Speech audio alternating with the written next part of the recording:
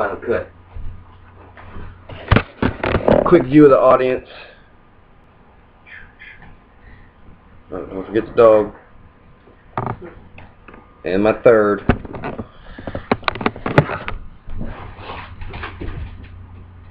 People visit Sedalia for many different things. I'll tell you a few of the reasons they fall in love with the town before they leave. With over 20,300 citizens, a majority of the people do not even know the town's original name. For the past 154 years, Sedalia has been on the front line of the industrial and agricultural rise.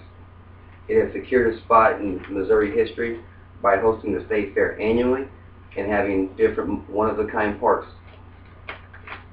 A few of the schools from the early 1900s still remain, like Mark Twain and the Hubbard School, which have been converted into apartments, and also Washington Elementary, which is the longest-running school, which opened in 1924, followed by Smith Cotton a year later in 1925.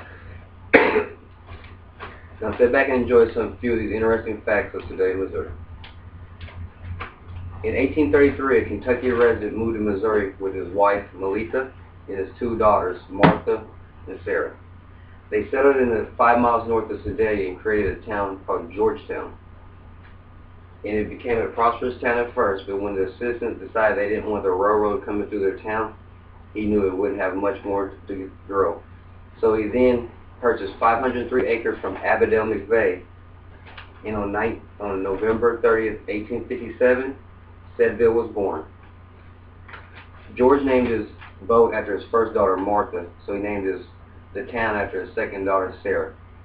Her nickname was Sed for short, given Sedville. Sedville was okay for a little bit, but then he quickly feared that the railroad would not want nothing to do with the town called Ville, so he changed it to what we know it as today, which is Sedalia.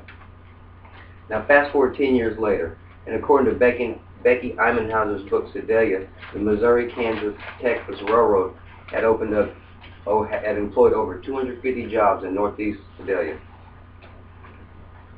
Also in 1896, the Katy Depot had opened, which had made it possible for us to participate in hosting the state fair, so we can now handle all the passengers coming into town. In 1873, we was also a leader in Missouri in agriculture and industrial, and had over 8,000 citizens. So they started campaigning to get the state capital moved to Sedalia from Jefferson City. And it took over 20 years to get it voted on, but the vote was denied, and the state capital stayed in Jefferson City. Sedalia then set its sights on acquiring the state fair.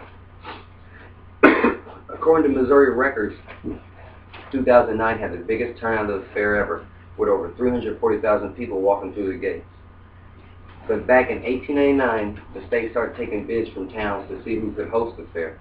Of those considered were Centralia, Marshall, Moberly, New Mexico, and Sedalia. The decision was to be heavily based on who had the most land to donate to the fair. And thanks to the Van Ripper family, who had also donated the land the state capitol sits on, they donated 150 acres to Sedalia so they could place the largest bid. So the Van Ripper family is the main reason Sedalia hosts the fair annually.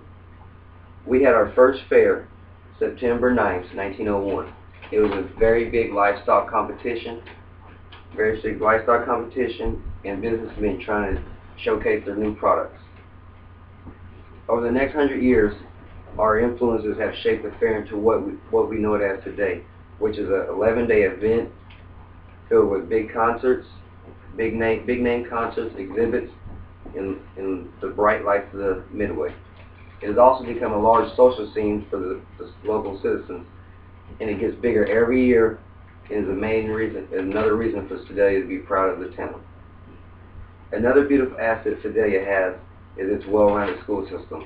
We have 5 elementary schools, a middle school that has a swimming pool built inside it, a junior high, and a high school that was just built 2 years ago. It comes equipped with all the new things a school could ever want. We also have a state fair that allows local athletes a chance to still play sports while getting an education locally. But with all the kids in school, we had to develop places for them to play. So over the next 120 years, Sedalia has developed 7 parks that have almost every activity imaginable and covers 297 acres. The first one was Liberty Park, which was developed in 1890.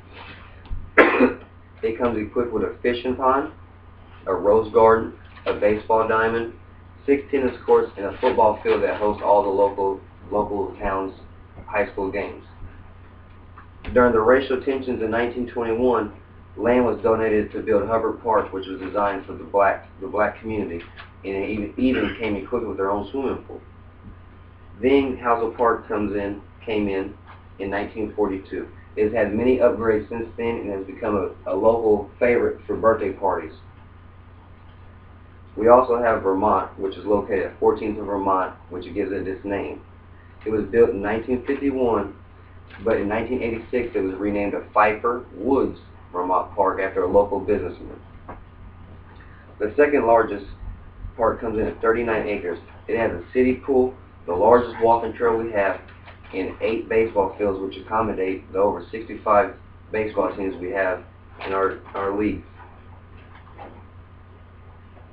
It also hosts one of the only handicapped playgrounds within the 30 miles, which brings a lot of town residents in to come play and enjoy the park.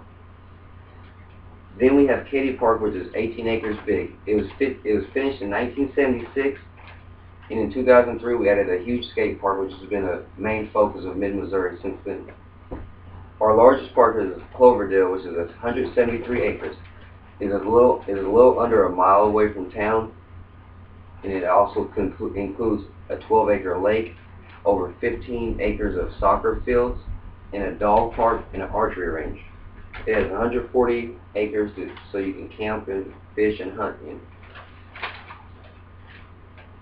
So there is a lot more history to be learned about today. So whether you want to learn about the railroad days or attending our state fair, we have smart kids all over our town playing in our huge parks. And we appreciate having people come enjoy the beautiful Sedalia, Missouri. Thank you.